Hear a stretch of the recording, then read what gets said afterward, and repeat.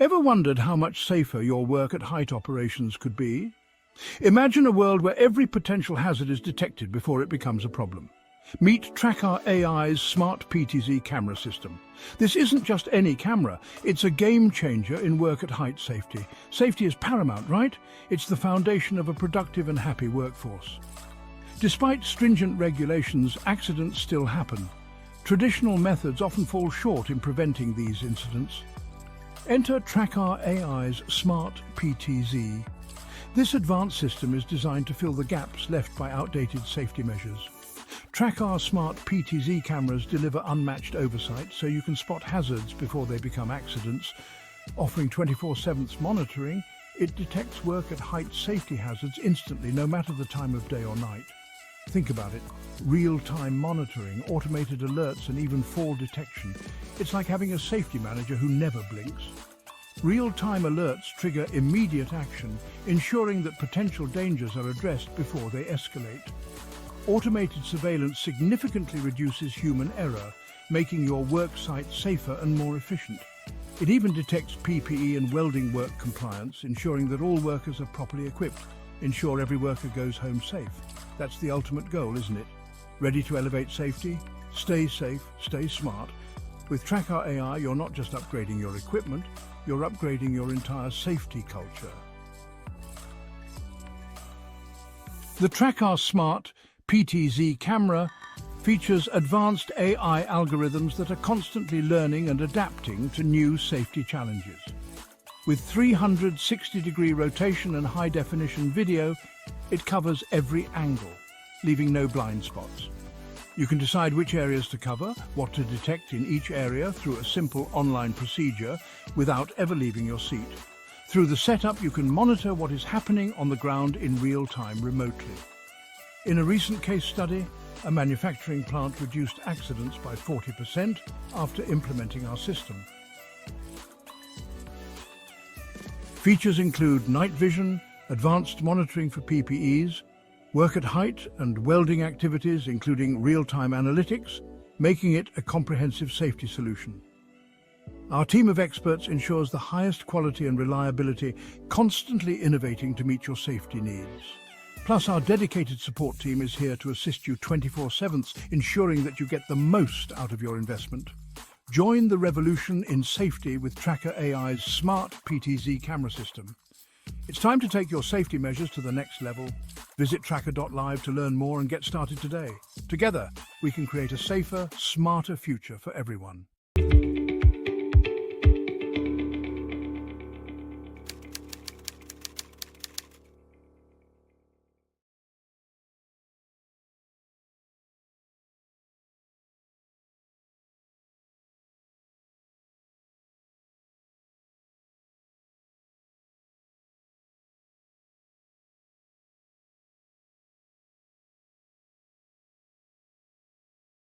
Hello and welcome to another episode of HackLab Podcast, your go-to series for conversations that redefine safety, productivity, and leadership in the industrial world.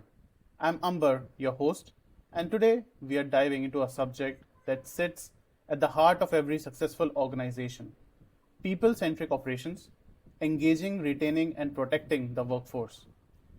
In industries where large-scale operations often span multiple geographies and high-risk environments, the real differentiator is not just the technology or processes, it's people. Joining me today is someone who has been shaping workforce strategies at scale for over 2 decades, Mr. Ravi Vyas, Vice President at Aarvi Encon Limited.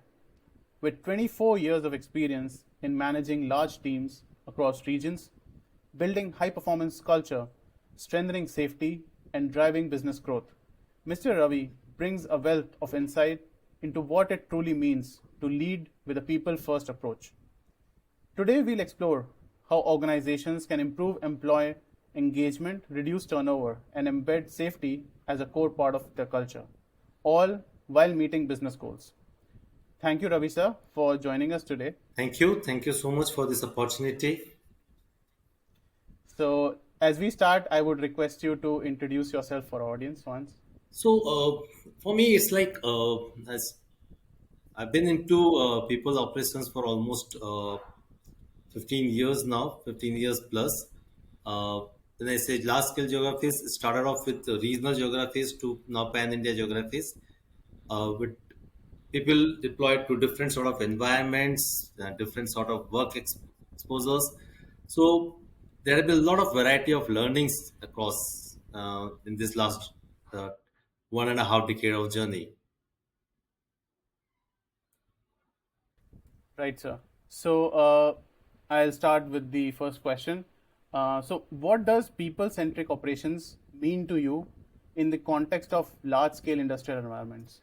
See, for me, people-centric approaches simply means that putting people at the heart of every decision, even if it is in large industrial environments.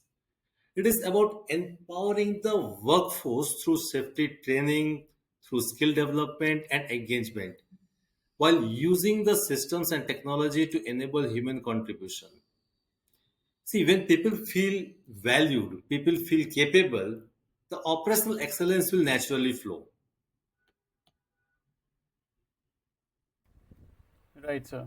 I think that's a very, very important point which you mentioned. Empowering people in turn helps the overall Absolutely. productivity. See, at the end of the day, it's people, and people has to be empowered, and they should feel that they are valued, they are important, they are capable. Right, right. So many leaders see safety and engagement as compliance measures. How do you link them to business performance and It's profitability? direct linkage. It's direct linkage. See, strong safety and compliance practices drives business performance directly.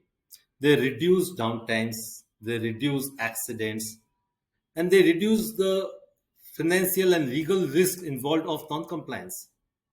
Thereby, it directly saves costs. It improves productivity. Not only that, the workforce trust is also enhanced, which leads to better retention. Better retention means again better productivity. This will have a good brand reputation. A good brand reputation means a good client confidence. Client confidence is again a better growth. So, in essence, a safe and compliant workplace is not just an ethical imperative, but a strategic enabler of efficiency, profitability, and sustainable growth. Right, sir. So managing large workforce across geographies can be a bit challenging task. Yes. What what have been your most effective strategies to keep the employees engaged and motivated? Uh, to keep employees across diverse geographies, large teams, the key is consistent culture with local flexibility. So this involves a very clear communication of a common purpose. Everybody should be aligned with that common purpose. A strong leadership presence across all sides.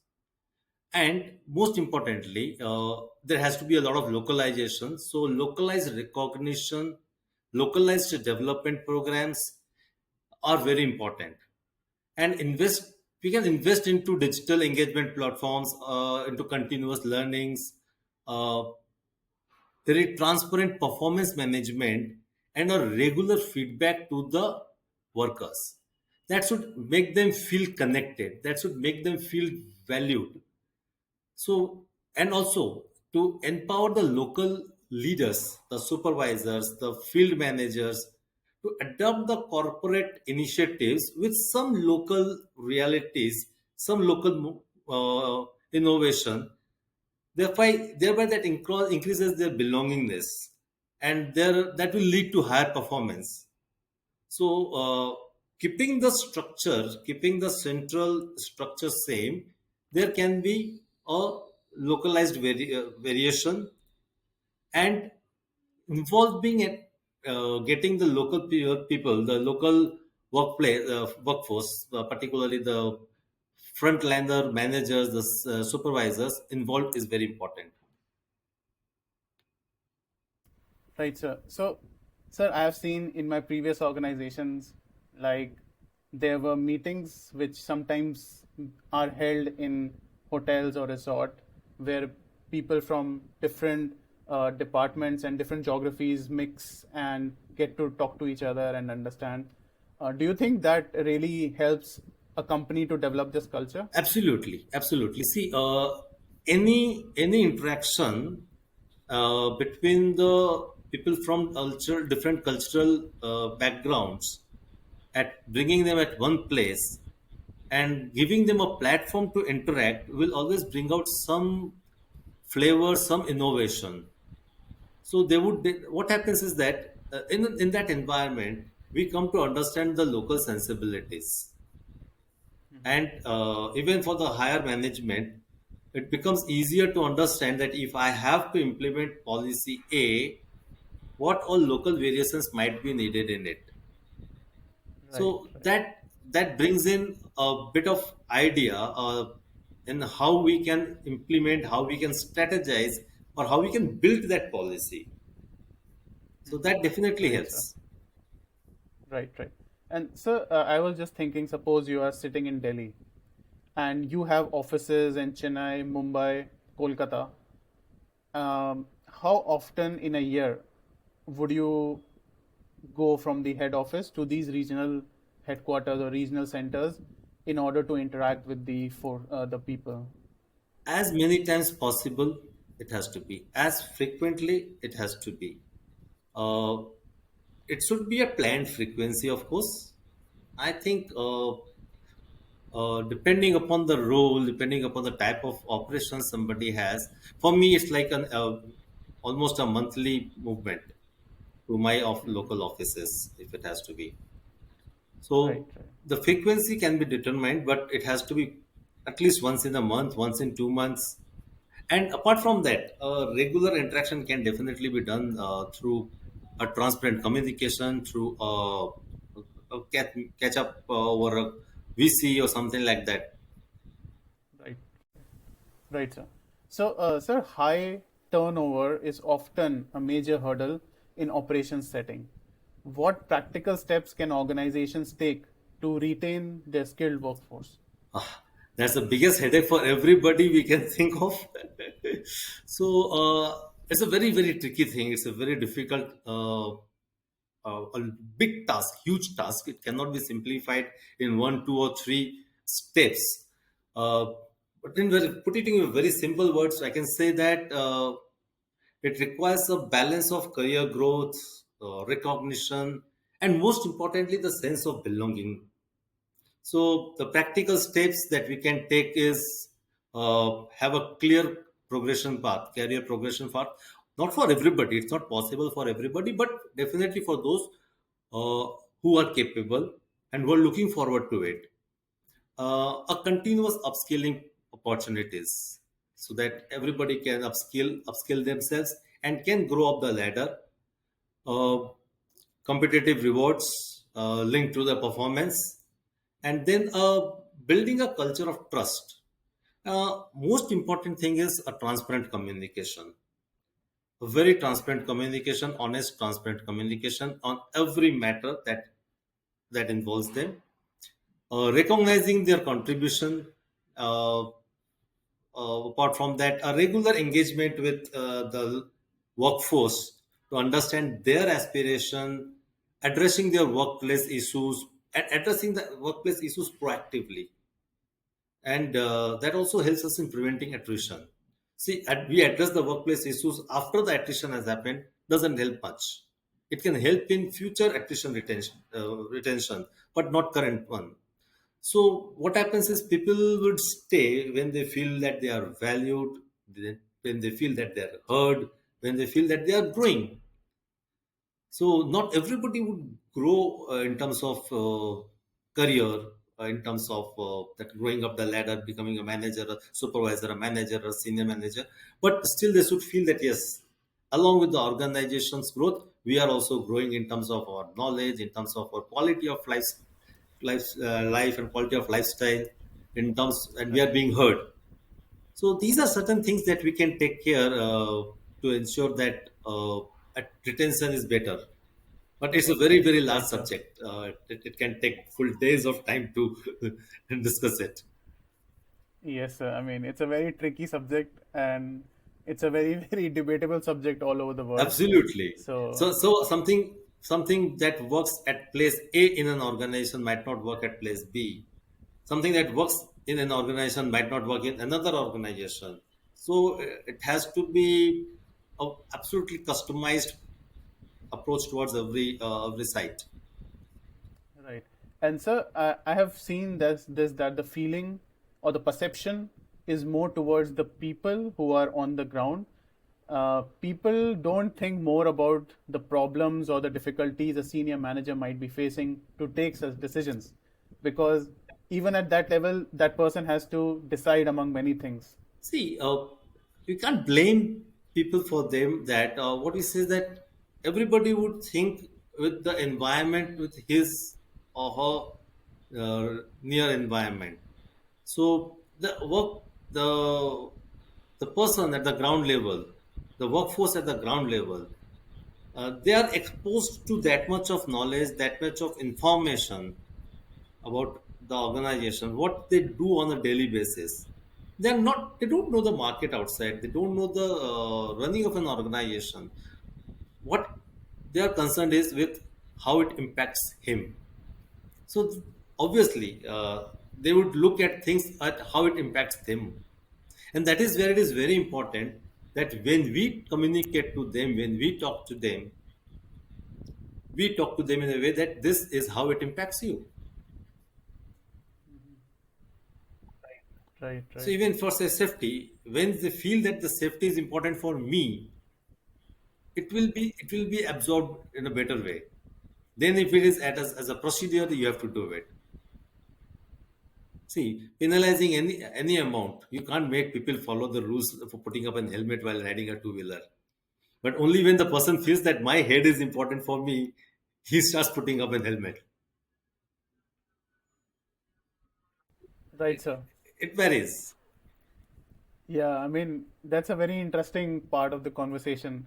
Like, yeah, um, putting out rules and laws for people to be safe, but if people can understand on their own, that's Yeah, the best part. it's only when we ourselves, when as a whole, as an as a society, as a nation, when we accept the rule, would the rules be followed? See, if you look at how why is it so different in our country? We have so much of diverse cultures and have so much of a population, so much of a diversity that not all regulations rules are followed in a similar way. Unlike some smaller nation, might be even if you take for example Bhutan, people there they adopt rules the way it comes, so you can see that the Yes. implementation is very easy there. It varies. Right, right, right.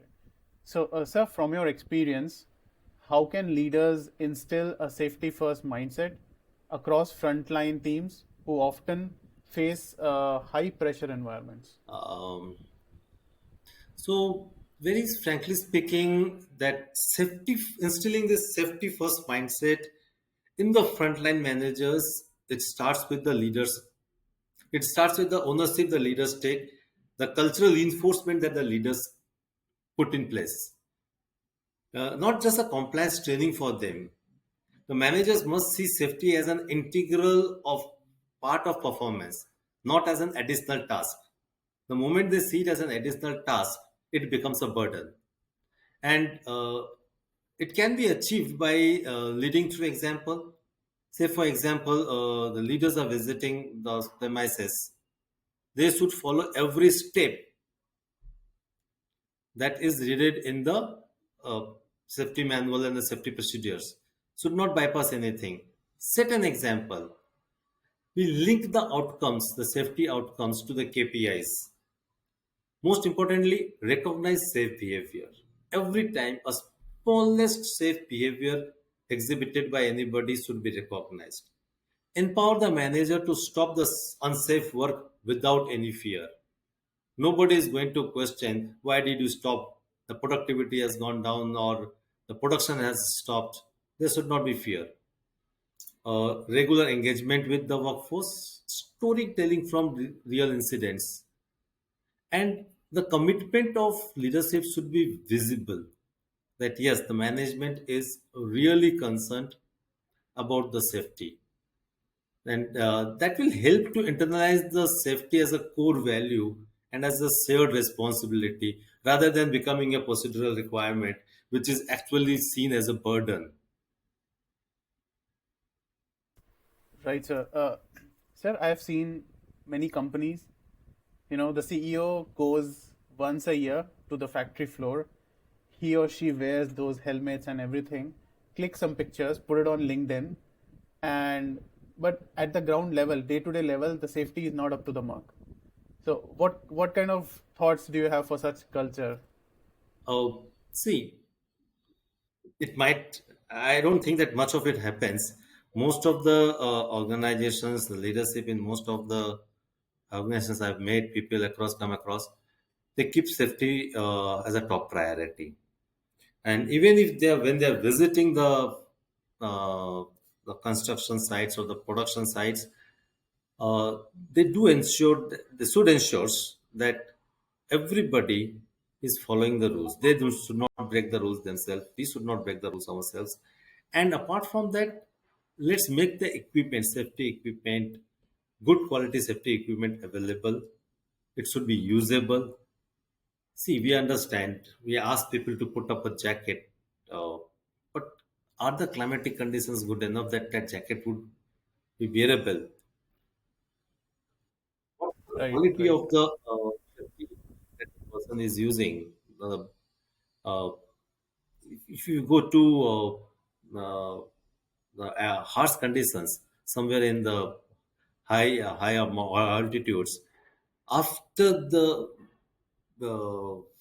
after the snowfall, it doesn't look that romantic. It is actually filthy, dirty, muddy space out there. Even the boots, the safety boots, doesn't help. So it's all a lot of innovation goes into making those products, making them available, and ensuring that people adopt them. right, sir. So what role does middle management play in sustaining engagement and safety culture, and how can they be better equipped for it? I believe that the middle management are the pivotal bridge. They play a pivotal bridge role in sustaining the engagement and safety culture. They are the ones who will translate the leadership's vision into on ground behavior.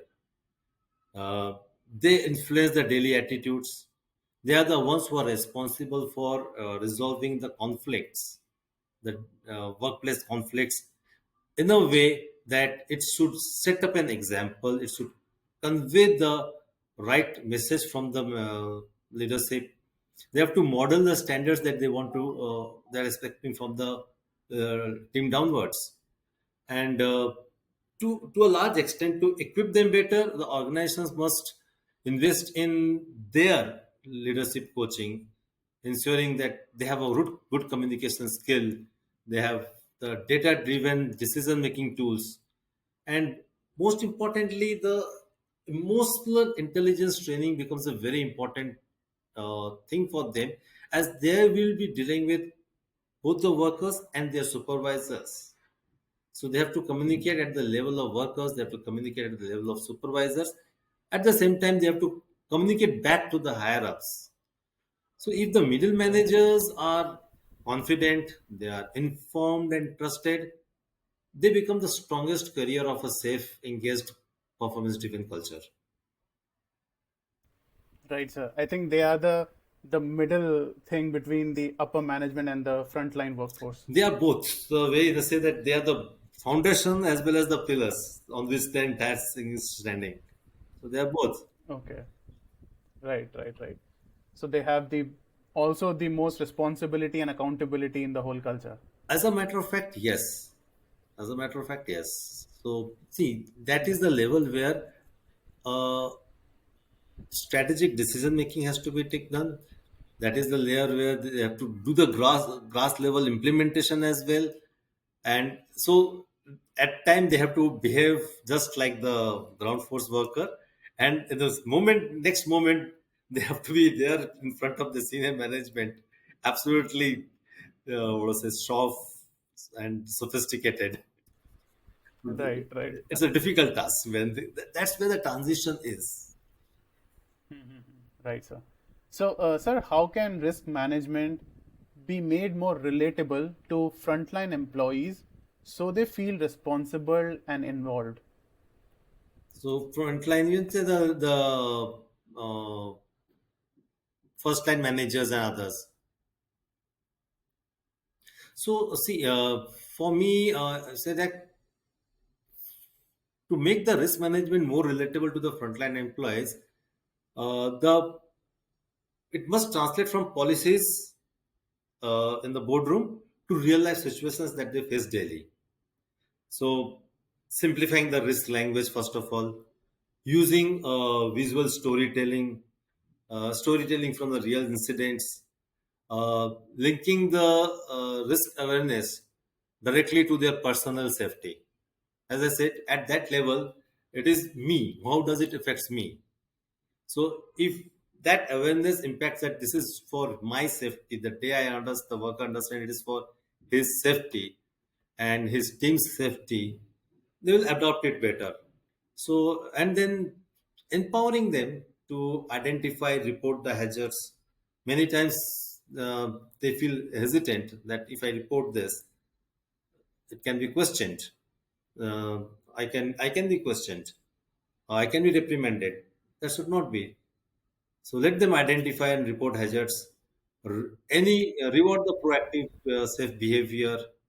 Involve them in this assessment. Make them feel accountable for it. Make them feel valued. And when the people see that their own actions are genuinely preventing harm to them, and in fact they can even see that it improves their outcomes, then the risk management becomes personal. Then it is not procedural. So involving them is more important. Right, right. Makes sense. Sir, so what approaches have worked best for upskilling teams to ensure both productivity and safety compliance?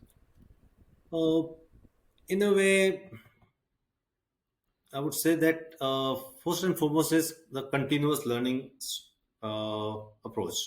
So that blending the technical skills with behavioral reinforcements, need-based skill training, then assessing the gap, then putting up a modular training program, a classroom plus on the job, and a continuous, maybe a digital micro app based micro learning tool for them with a real time enforcements.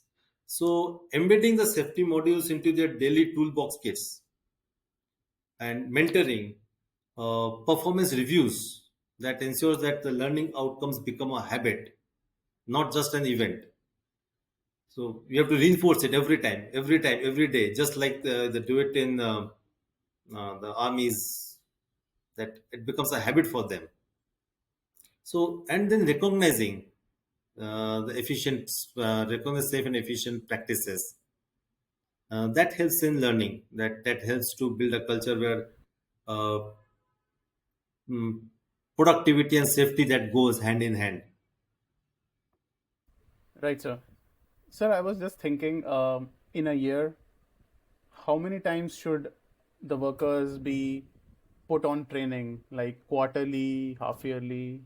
See, the frequency is debatable in the say that if it becomes a habit, then we just need to reinforce them.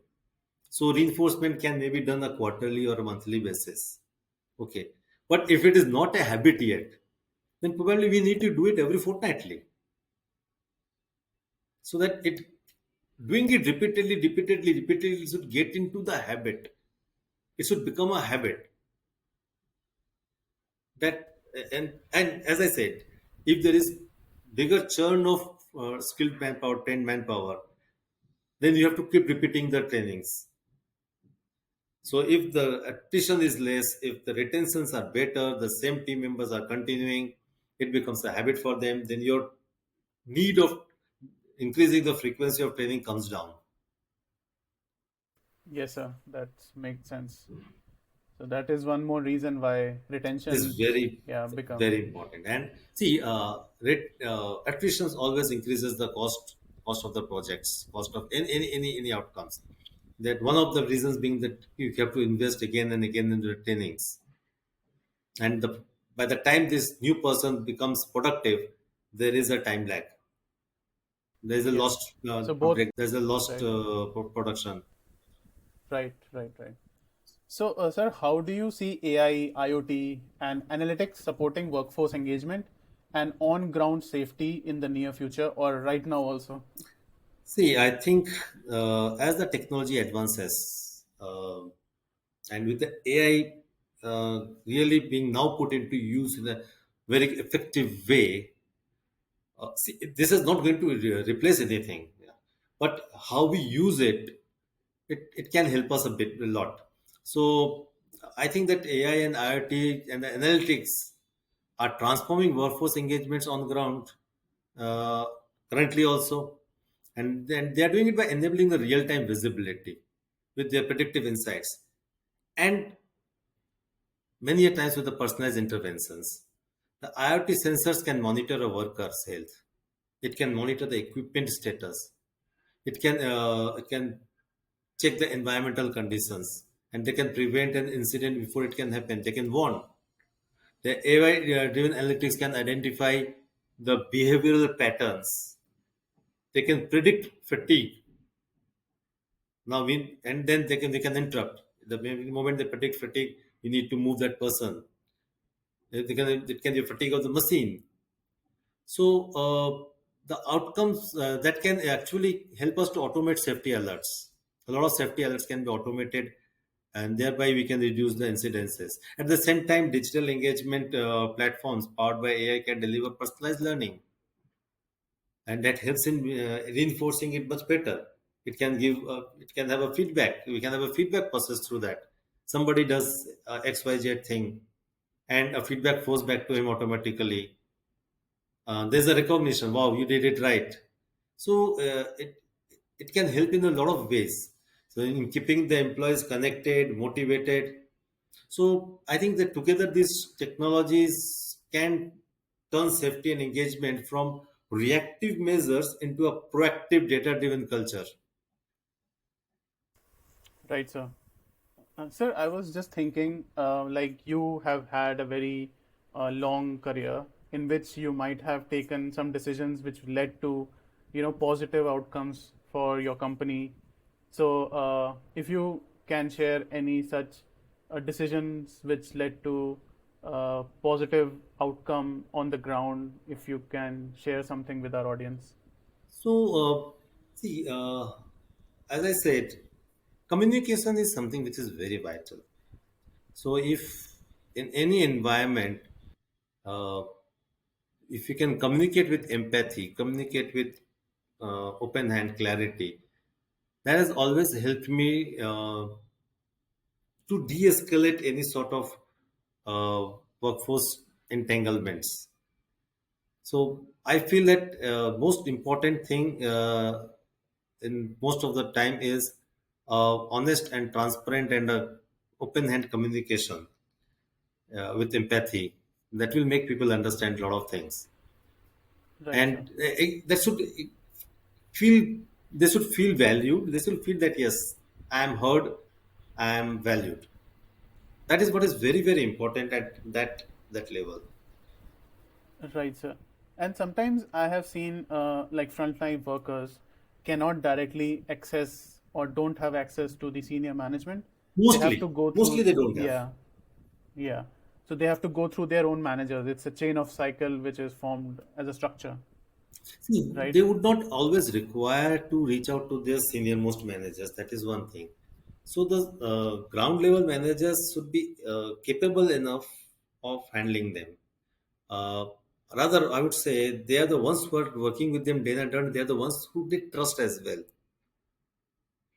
Many a times they speak their language, they know their culture, they are someone from themselves only. Somebody was grown up from them only, who have worked together, had shared their food together, had shared their good time, bad times, experiences together. So the frontline managers are actually to be trained in a way that they should be best be able to handle their challenges, can be able to support them in resolving their challenges. Having said that, yeah, that doesn't mean that there should not be access to the senior managements. There can always be a proper procedure, and we can always have a scheduled open house. Right, right. So, sir, coming to the final last question of our podcast, for leaders managing large scale operations, what is the single most important shift they should make today in order to truly put the people at the center? It is as simple as that. Put the people at the center. You only answered it. So, whatever we do, whatever decision has to be taken, let's think that we have people out there, we have human beings out there. There are minds who can think, there are minds who will feel. So, keeping people at the center of everything, and then we taking up a building around it, will always will have no challenges in the rolling out of the process. Right, sir. But I mean, there are multiple factors, right? Profit is also important, people are important, processes are important. So everything, as I said, no, that it has to be people driven. So once people understand it, see, it's not that we'll be working in a silo. We are not working in vacuum. We are working with people only. So even if there's a production, the machine has to be run by somebody. Even if it is a highly automated plant, you'll still need one person, one operator to run that. Keeping that one person in mind, if a smallest thing is designed, that person will feel valued, will feel heard, and the productivity increases. So Right, sir. that's how it has to be planned. That's all. Absolutely. So thank you, Ravi Thank sir, you so much. for sharing such valuable insights into My, how people-centric operations can transform the workplace, not only for better safety outcomes but also for stronger business performance. To our listeners, remember, engaged and protected employees are the foundation of every successful operation. If you enjoyed this conversation, don't forget to follow Hackler Podcast on LinkedIn and YouTube for more such episodes on leadership, safety, and innovation. Until next time, keep in mind that real progress begins when we put people at the center of everything we do. So stay safe and stay inspired. Take care and have a nice day. Take care. Bye bye.